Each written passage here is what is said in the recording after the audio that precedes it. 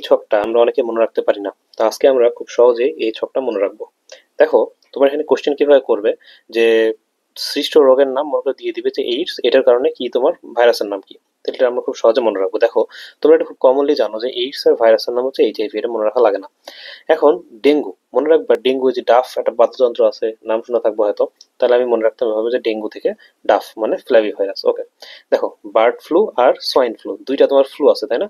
এটাকে তুমি কিভাবে মনে রাখবা, দেখো দুইটাই তোমার ইনফ্লুয়েঞ্জা হবে, কিন্তু এর ইনফ্লুয়েঞ্জার মধ্যে আবার ভাগ আছে, H5N1 নাকি H1N1। দেখো, সোয়াইন মানে ওয়ান ওয়ান উচ্চারণ হচ্ছে না, সোয়াইন ওয়ান, তাহলে এইখানে দেখো H1N1, তাহলে ফ্লুটা কি হবে H5N1 হয়ে গেল।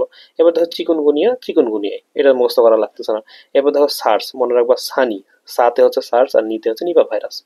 জলাতঙ্ক, জ্বরে, জতে জলাতঙ্ক আর রেতে হচ্ছে র্যাবিস ভাইরাস। ওকে, গুটি বসন্ত মনে রাখবা, ভেরি গুড, তাহলে কি মনে রাখবা, ভেরিওলাতে হচ্ছে ভেরি আর গুড়তে হচ্ছে গুটি বসন্ত।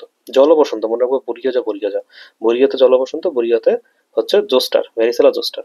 এরপর দেখো ভাইরাল নিউমিনিয়া, দেখো নিউমিনিয়া ইংলিশে লিখলে লাস্টে এ আছে না, এতে মনে রাখবা অ্যাডিনোভাইরাস। এরপর দেখো কোষের লাইসিস, ইলা মনে রাখবা, ইতে হচ্ছে তোমার ইবোলা, লাতে হচ্ছে লাইসিস।